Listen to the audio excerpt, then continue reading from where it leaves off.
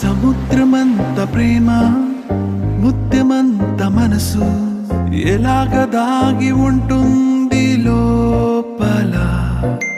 ఆకాశమంత ప్రణయం చుక్కలాంటి హృదయం ఇలాగ బయట పడుతోంది వేళ.